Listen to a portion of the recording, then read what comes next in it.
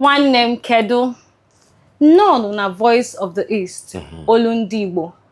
enwee mụ na ya nọ tata odogwu ama afa ya nya ọkwụlụ ọkalịsịa nwoke ọ ga-agba okwu ebe anụnwa ebe niile a na-ama jijijiji mana tupu m gwa na onye bụ ihe ahụ o nwere BSc na Political Science nwekwa Masters na gịnị na International Law and Diplomacy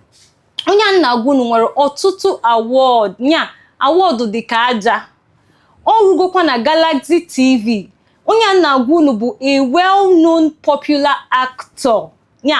very popular actor onye a na-ekwu maka ya abụrụ onye ọzọ na-abụrụ Mr. Mike Uchegbu no daalụ nne Aga m na m akọwara gị ọfụma kọwara ndị na-ege anyị ntị onye Igbo ọfụma mba ịnwaka ọdịrọ mfe ọdịrọ mfe ndị be anyị na-ege ntị ndị be anyị na-enekwa enene abụ m onye na-eme ihe onyonyo a na-akpọ Michael Uchegbu nke ndị mmadụ ji wee mara anyị Nollywood ọ tegokwa n'aka ebido ọrụ Nollywood a mana mgbe mmadụ bido pụtaba n'iru screen ka anyị ama na ọgbọ aka o bido so emego m ọtụtụ ihe onyonyo amara m ebe mmebido nke mmebido kpọwa afọ ya kịta na mana onye chọọ ịnene ihe ọbụla mme ya jee YouTube just tinye afọ m ebe ahụ Michael Uchegbu ọ ga-afụcha ife niile mmegoro ịchọkwa ịfụ one of maybe ọtụtụ ife mme na media or broadcasting. You just put Galaxy TV and search for my profile. I one of the things magazine so Ibali, you really tried. Yeah, Daalụ. Okay, asị m ka njụọ maka ịma na acting abụrụ ihe na-abịa just like that maka ikwubugo n'iru na Galaxy TV. So how did you si act ba movie? Acting bụ ife masị m rinne. Mụ na nwa ka o si eme m n'obi ma afọ mgbe ndị mmadụ na-eme efe na ihe onyonyo. So just gwa nwe m nke bụ eziokwu si na ihe ndị a na-emewe ịghọta but ọkwa na opportunity ka anyị enye mmadụ tutu ndị mmadụ amarụ na onye amakwa ihe eme na ma ka esi eme ya ọfụma so tupu mbanye nke ndị onyonyo anwa bidogo m na church drama church group bido na-eme ife gbasara acting that can see where sikwa pass out na secondary school by university bido na chikoba ihe ọbụla gbasara acting na my university. I'm one of the first pioneer of the drama group. This one and then I'm more coordinating, I'm organized drama group, Caritas University, the very first of the first set in Caritas University, I'm more Jinike Enugu. So when I go to the school, I'm busy where time focus on pam na mam na gwam sina info na nche ime ka mgbacha ha na mbo otu anya ha that BSc also godi mo ncho iwe n'ime oshimiri ka jebe him there no problem but can you for that BSc first then if open and chose find him the support in need. So when I went from Mahadum Kambiasi na-emezi explore as an Arsenal Lagos ka ihe niile na-eme mgbe m gụcha school ife ọwụrozi otu o si ewu before n'Enugu ya mee njisi ka m tinyezi isi Lagos. My sojourn bido around 2008. That was when I finished school June 2008 where tinye isi Lagos a couple of months after. Since then I never looked back or from one ife onyonyo to another. Unu n'anyụ ga-afụ na ọbụrụkwa tata ka ya bụ ihe bido ngwagwa na anyị kemgbe ibido mebe ya bụ acting ya ejije kedu ihe dịgasị iche ife esigo like challenges challenges rinne ịma tupu mmadụ wee malite n'industry ị ga-enwe one or two obstacles ya enweretarị nsogbu ya bụ ịnụkatakwa n'ụta eju ese nwere onye ga-ajụ ese ka o si wee ruo ebe ọ nọ kịta yara agwa gị na ọ nwere nsogbu ọfụ n'ụzọ ọtụtụ nsogbu ya dị n'ụzọ that's a given. It is now otu ị ga-esizi wee survive or try and ka ịgbasi ike na-emekwa ife na-eme with notwithstanding that is what really matters. So I understudy na-ajụkwa ese nga audition fụ ndị seniors anyị na-ajụkwa ha ọtụtụ ajụjụ ka mmadụ ga-esi wee mee ka mmadụ ga-esi wee mee because o nwesị mgbe oru ọ dịzie ka mmadụ ga-agagide audition before ị ga-ama ihe na-eme emechago fim wee ga audition ịfụzi ya na TV na-afụ the credits si ọrụ a ka m ji audition ya onweghị ihe fụkarị iwepụta ego ịma na ọnwụrụ dị ka o si wee dịrị gị iwepụta ego a si na enweghị aganatarị audition a ịgacha ya ịghọta nwụrụzi akpọrọ gị ọrụ agwa gị na ịgba ịnwa aka fact nọọsụ ọgwụ a the best person n'ọrụ a emechazie amamkpọ. So those things are the stories onye ọbụla na-ebido ọfụ ya akọrọ gị. It's a natural journey. Okay, onwe ka isi wee nọkata sị ka ịkwụsị because ama m na ụdara adịcha izi ụdara dị mfe at all like at any point nwe ka isi nọkata sị mba na ịma mmezi ọzọ ọ bụrụ ofu ọ bụrụ abụọ ọ bụrụkwa n'ịtọ a lot of times a lot ma sịrị gị asị enwego mgbe m nụkata ụtọ agwụ fact ma m na mkpa m ha nwere ha bịazi na-akpọ m na fon ọ dịzị ka anyị asị na ụmụnne ha mụọ ọsọ mụ bụ ihe nnọọ si na acting a kwetiri na ya si na asị na bụ ihe mmemme so it was becoming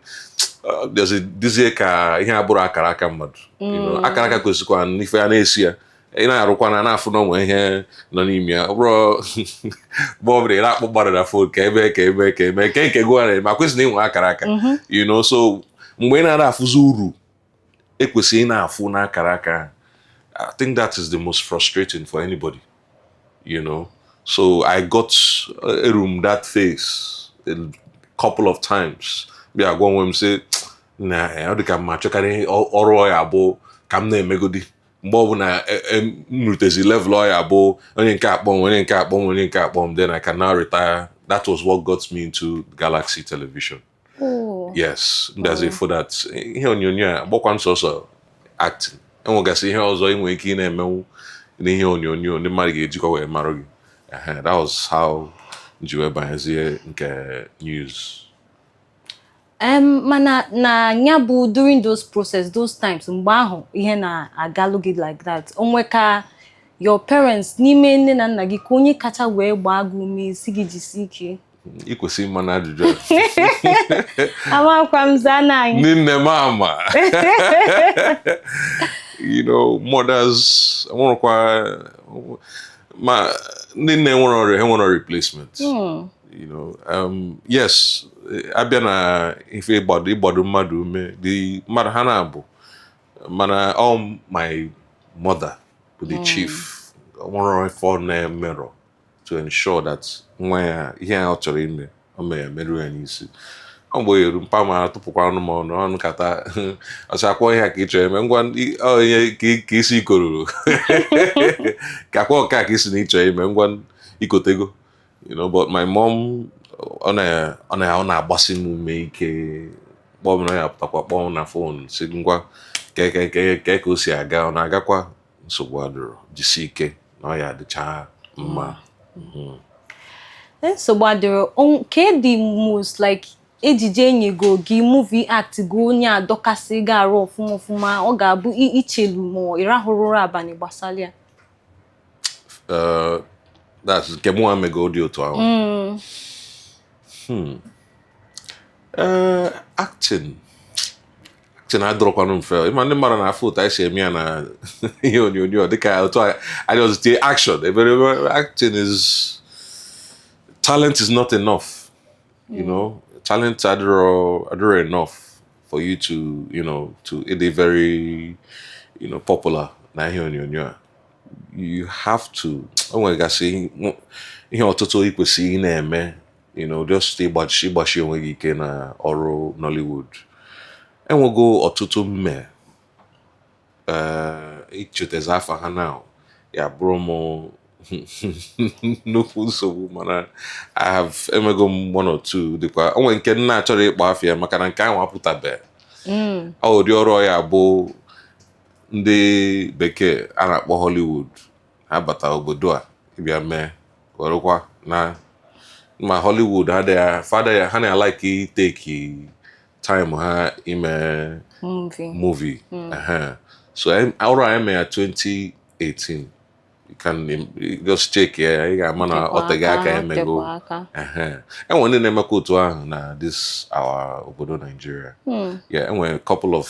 like Izu Ojukwu onwere ndị ọya bụ pame ha na film ha ma ife ha chọọ so ha na-rush but ọrụ ahụ mụ nweta information ọrụ a ya pụta next year ọnwụrụ ọrụ gbachago ma arụ karịa ya afọ ya bụ The Anomalous ọrụ ahụ ka Hollywood ji wee mara m ọrụ ahụ ka Hollywood ji nye m ọtụtụ awards from best actor to best film, best series ọrụ a bupụta m well ya ka onye ọbụla na-eche ajụgide ga-ese kemgbe nke a ya pụta so The Anomalous has to be a standout project for me that ma ọ bara ma nwere ife na-abara n'ọrụ ahụ amarọ m ka m mesi akọwa ya mana ọrụ agbacha ma arụrụ nne well ọ na-emekwa oge ụfọdụ life is not really that heady na gwa anyị maka isi na dị ọrụ gbacha garụ onwe any impact onwe ka o si wee bịa onwe ihe add to your life onwe ka dị ọrụ si wee bịa ịma ihe gbasara fim akụkọ ka anyị na-akọ ana akụkọ a niile na-abụ ezie ihe megoro eme so ọrụ actor bụzi ka ọ nwee ike ya for that akụkọ ahụ a na-akọ ọ na-akọ dị akụkọ from his own understanding so as an actor ị ga-aghọtagodi akụkọ ị na-akọ tinye onwe gị na that position so ị na-eme ya ndị mmadụ a na-aghọta akụkọ ị na-akọ through the action you're doing so for an actor to itinye onwe ya n'ọnọdụ ahụ alone is challenging. Is enough experience is enough experience because ị ghọtara ihe ị na-eme as an actor ọ ya afịa arụ gwa ihe ọbụla ị na-eme na ihe onyonyo ndị mmadụ ịghọta ya so ị ga-aghọtagodi ya ma ị ghọtara ya nwere ka ị ga-esi wee mee ya ọfụma ka ndị na-enene ya na-enefu ghọta ihe ị na-eme nke ikwukwa bụ ezigbote eziokwu ọzọ dịka ibie bụ enwelu ụfọdụ ejiji imego dịka ebe gbawagolo ụmụ agbọghọbịa obi mgbe na-ajụ enweke ipunugo ngiro ma ndị mmadụ asị na-ekwe onye a na-eme ha ma ihe dị like keki isi wee before akọrọ akụkọ ịgbawa ụmụ nwaanyị obi enwego nke mmadụ eje m afịa mgbe m nọ Lagos eje m afịa dị na ebe mụa bi na island mgbawo so ka m na-eje baya afịa onye nke abịa igo efe ọrụ na-emasị mommy is it not that brother that wicked brother that was always mgbe ọbụla ọ na-emesi nwaanyị ka enwebere okwu ofe ọkwa ha na-ene m anya na-aresịrị m ihe mbịa ego na okeke bụ ha ga-akpọ ihe nke a so ndị mmadụ ya bụ ha necha ihe ha na-ene ha bịa tekiwezie ya personal ọ dịzie ka ihe onye a na-eme na fim otu a ka omume ya dị ịghọtago so yes enwego m ụdị experience ahụ before. Did you react? Nwoke isi wee just na-amụ na-agwa ha ihe abụrụkwa omume m ihe akwa ọrụ ka m jee ịrụ ọrụ akwụrụ m ụgwọ ya and ọnwụrụ ka ị ga-esi wee na-enwe that kind of feeling ọ bụ na the actor himself emere ihe o kwesịrị ime ọ bụ na emere ọfụma nwere ga-enwe that kind of feeling ịma ka anyị kpọwa Mama G kpọwa ka afa nwaanyị a na Super Story Toyi Tomato Shola Shobowale o nwere lot of them ọ ya bụ ịfụ karakta iche na otu a ka ha dị n'ife mgbe ịbịazie nso ịfụ na ihe akwa ọrụ ka ndị a na-arụ ọ bụrụ ka otu a ka omume ha dị so ihe acha one of the things so ọrụ acting anya okay so maka mgbe anyị na-eto na-adịbe ekwu okwu Mama G otu a oke n'ọsọ ngwere n'ọsọ anyị na-agba maka ịchụ na nwaanyị anụnwa ihe ọ na-eme ka nkụba na anyị enega anya pụ na ọ bụrụ eziokwu okay ịma abịa na Nollywood industry abịa dịka a ga-asị na enwe ihe dịka Asabawood nwee Nollywood nya nke ndị mgbago mgbe na-ajụ eziokwu enwe ihe dị iche na ha na-abụ ha chere nọ na Nollywood ofu umbrella ka ha chere nọ na ya just otu a esikwa nwee na ugwu Hausa Kannywood ọhịa ha na-akpọ onwe ha Kannywood akịghọta mana ha ncha niile nọ under Nollywood because ịbịa na the association ịbịa na mmekọ Nollywood ị ga-afụcha some of ndị nke Kannywood bụcha members of the Nollywood umbrella Actors Guild of Nigeria all of us fall under the same umbrella one ịghọta but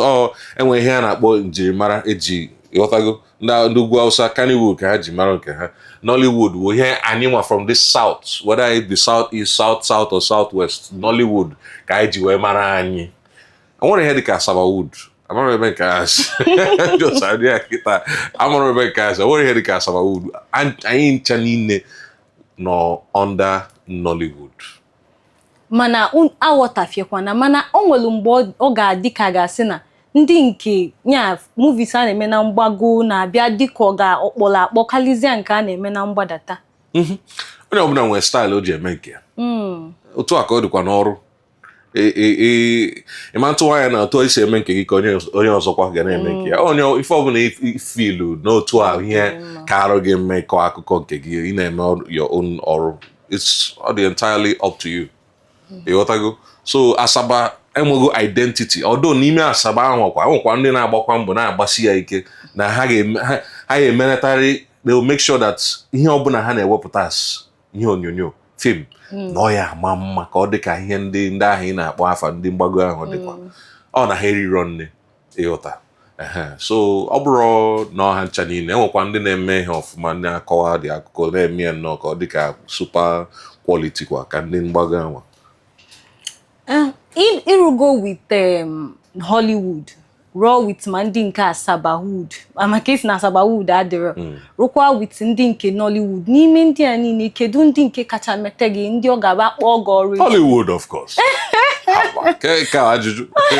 Hollywood ha ghọta ka ihe gbasara fim kwesịrị ịdị ịghọta ya ndị a bidogo na-emebe fe kwuo akọwa akụkọ Nollywood anyị na-emebego ha n'onyonyo so ọ bụrụ ihe taa ịghọtago so ihe ọbụla anyị na-akọpị ọ n'aka ha ka anyị si akọpị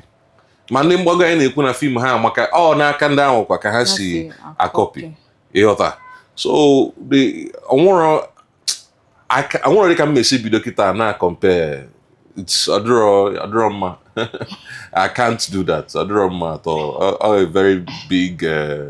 nnukwu nsogbu ibido compare wee ndị mgbago with ndị mgbago na ndị nke Asaba ị na-anya kịta o nwere ọtụtụ Igbo movies a na-eme about Igbo tradition Igbo culture ka esi ezipụta omenala n'uche gị ọ dịghị ka anya nọ on a very good track like anya na-ezipụta the culture and the tradition of Igbo land anyị na-agba mbọ mana ọtụtụ aka kwesịrị nọ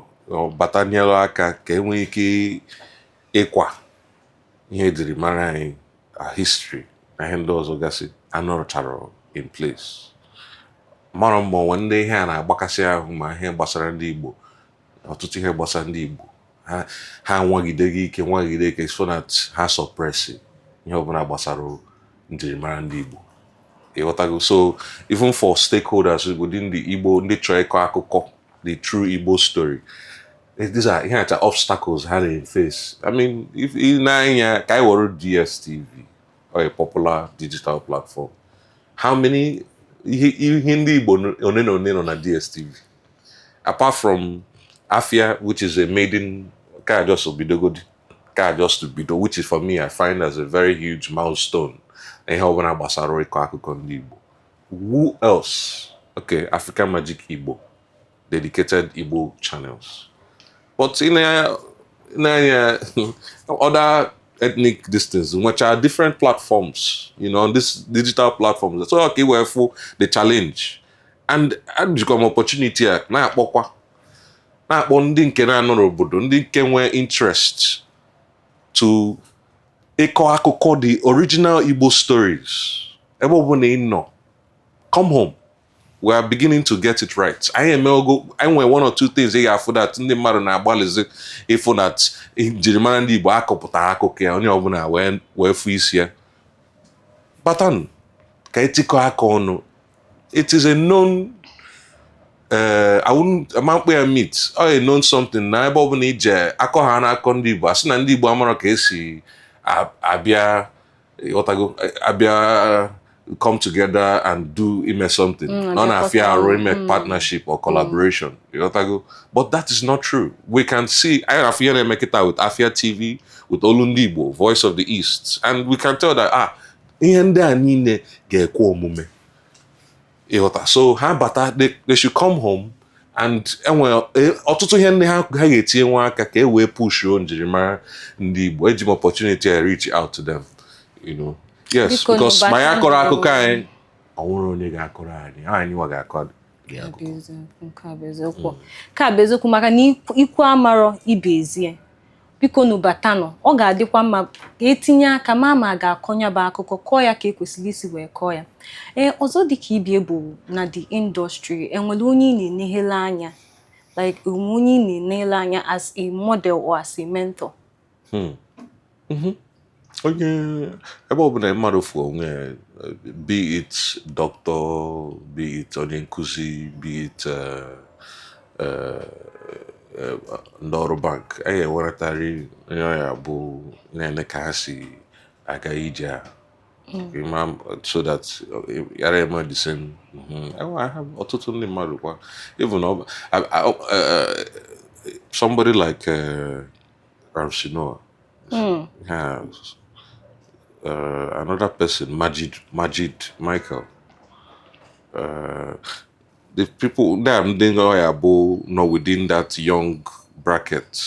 that can identify. Abazin dinke kagora can dinke nogura on industry. Peter Duce, the late Justice, the series. Olu Jacobs. And some and he na stand the room out. I be okuyabo mentor. I fall a lot for the mother si aso. Mona emehe acting her. And he take here the list in that go giga for that and which a very strong command, with Hasia emehe so that for me is what stands out in every actor. So now I'm going to give the list that yes, Father Man and Messi. And last but not the least, RMD. No Ninkai. Yeah, we original sugar daddy. RMD Kaka. Even but with grey hair. Anybody who's in this industry would definitely have someone like him as a mentor as well. Ọzọ dịka ibie bụ enwe new projects iji n'aka enwe ihe iji n'aka ugbu a ka enwe ka na-enehele anya. Enwe m projects na-arụgasị nọ n'iru. Ọ bụrụ na ha anọ m n'ime ha kịta mana ha nọ n'iru onwe nke m nwere towards the ending of this ọnwa nke anyị nọ na ya. Ọkwa nke na-ebido n'ọnwa nke na-abịa October. So enwegasị projects, good projects kwa na-abịa n'ọkwa na Easter. Yes, East is I na-emesi ife ike now and ọ na-asọ m ụsọ n'obi rinne that ndị East anyị na-eme ihe anyị kwesịrị ime ọfụma now. Okay, ọzọ dịka ibie bụkwa onye chọrọ ibido mebe ejije kedu ihe ke ụzọ maka sị na ibido mmebe ya bụ ejije abụkwa n'ihe dị mfe. Onye chọrọ ibido mebe ya bụ ejije kedu ụzọ dịgasị iche iche ọ ya aga wee sonye ma ọ bụ usoro ọ ga-eso? Okay, mụ maka m na-etinye ọnụ na ya otu mụ si wepụta first nke bụ enye achọpụta ebe ọbụla ọ nọ ma Lagos ma ọ bụ Enugu ma ọ bụ Asaba anyị enwe ha na-akpọ Actors Guild of Nigeria. Nke a bụ association gbasara ndị actors. welfare actors na ihe ndị ọzọ gbasalụ actors onye ha nwa na-eme chọpụta ke ebe ha nọ gaa ebe ahụ gwa ha na ihe ahịa chere anyị mega audition ka amakwa ma ihe ị na-ekwu onye ga-eme ka ọ just ịnecha ịfụchara na ihe onyonyo esi na ọhịa ka ị chọrọ eme anyị mega audition ịpas ya ha nwa macha ndị na-eme fim ha macha nwụrụ nke na-amarọ ihe o ji makwanụ mma bụ na ihe acha ndị nọbugo na indọstrị a bụ ịghọta before so ha nwa ga na-etinyezi obere ọnụ na ha nwekwa another opportunity maybe ka mmadụ nwee ike sị na a na-achọ onye ya eme nke a maybe 1 or 2 seasons ma onye ahụ nọkwa nso another thing m ekwu ọ bụrụ ọsọsọ ị na-eje association ndị a irejista ma ije chọpụta ka ihe si aga ị ga-adịkwa nkwado you must be readily available because opportunity bụkwa na onye nọ nso onye dị nkwado ka opportunity na-adịrị ịghọta so if you're ready I always na-agwa ndị mmadụ si ihe ọbụla gbasara ọrụ a dịkwa jealous very jealous ọ chọkwa ịma ma nwee ihe ị na-eme ọrụ nke a ihe gbasara acting ọ dị jealous because ọ mgbe ya bụ ịpụta mee ife ọfụma onye ọbụla na-achọzi gị achọ so ọ bụrụ na ị nọ n'ụlọ akwụkwọ mgbe ahụ enye gị ezigbo nsogbu gbaa mbọ fụ na ịgụchagoro ihe gbasara ụlọ akwụkwọ ịgụcha ya wepụta na mahadum mazie na onwezi ihe gbasara gị na ihe gbasara ụlọ akwụkwọ ifocus ya focus on this because ọ mgbe ọ ya eru so long na ịma ihe ị na-eme enwego ọtụtụ ndị mmadụ na-emezi ihe na ọ bụrụzi nke ọ dị na mgbe ọ ya bụ marketers bụ ndị na-eme ọrụ kịta social media YouTube ụmụ ihe ndị agasị onwere ebe a na-adị ere ọrụ Facebook a na-ere ọrụ ebe ọ bụ na kịta so ọtụtụ ndị mmadụ nọzi n'ime indọstrị a now so ọ bụrụ mgbe ahụ ya bụ ọkwa sọ ndị a ka ya eyuzu wee rụọ ọrụ mba onye ọbụla na-eyuzuzo onye ọbụla ha ma ihe ha na-eme so ịma ha na ihe ị na-eme otu a ịdị focused ndị ya akpọ gị ọrụ ka nkụ ọ ịdịzi available for mgbe ha ya akpọ gị dị ọrụ so that is the only advice I have and first and foremost you just be humble ihe inwe ịma ihe what you have ịma onye Igbo ịma onye Igbo n'ime ịma onye Igbo so be humble know that with great humility comes vast opportunities but be ready maintain bụ ka isi ịkwadokwara ọfụma ịghọta ịkwadokwara ọfụma anyị agafego mgbe ọ na-abụ asị na ị ga-akwụ mmadụ ụgwọ tupu i wee nweta kịta ndị mmadụ na-achọzi those talents ka ha were ọrụ ha because ewepụ actor nweghị ị ga-eji were ọrụ inwegoro idea nire n'ụwa ma ị nwere onye ga-interpret ọrụ anwa ka ndị mmadụ na-ene ihe onyonyo ghọta ihe ị na-eme imere nwa ọrụ so skits a lot of people ndị mmadụ na-eme ihe ọbụla gbasara acting or content so that is all the only advice m nwere ike inye ọha ọ bụ na m nweta ihe ikwu ọfụma onye ọbụla chi bido mebe acting jee chọọ Actors Guild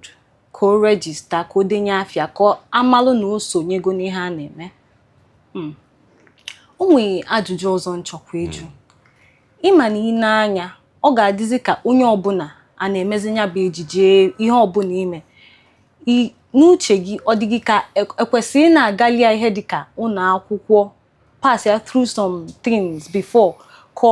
ọ bụ na itete n'ụtụtụ dịka m nwere ike tete echi kịta nsị na nchọrọ ibido mebe movie how will I cope onwe difference between onye gụli agụ na onye jọsụ si na ihe a ka ọ chọrọ ime ọtụtụ difference dị ya onye nwere ife onwe there's a raw talent na onye nke gbagoro agba ka ọ nweta the skill knowledge difference dị ya because ọ bụrụ onye ọbụla ma ka esi eme ihe kamera onwe ndị nke otu ha si bido bụ na stage otu anyị si eme na church nke a stage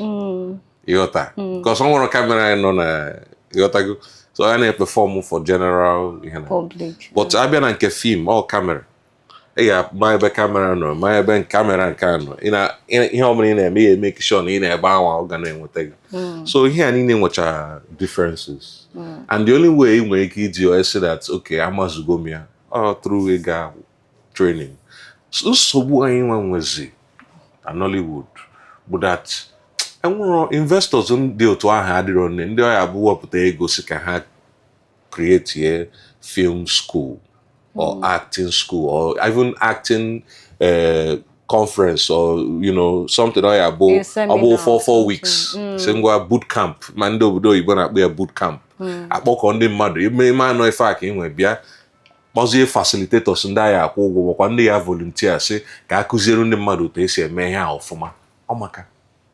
anọ anyị nwedozie otu o si bụ dị na mbụ. Nsogbu adịrọ ndị na-ege anyị ntị ama m na unu nụkwalụ ihe Mike Uchegbu kwuru. Tupu anyị abịa na njedebe ya bụ mkpakọrịta ụka amakwa m na otu anụnwa si asị na ị na-agbawa ndị mmadụ obi ọkwa bụrụ ihe ị na-eme in reals. Are we expecting anything different? Marriage or anything? Oh, I'm working. I definitely so I may expect. We are expecting something huge. Ndị na-ege anyị ntị ebe a ka anyị na-abịa na nchịkọta anya na njedebe ya bụ mkpakọrịta ụka. Sonyekwere anyị oge ọzọ ka emesịanụ.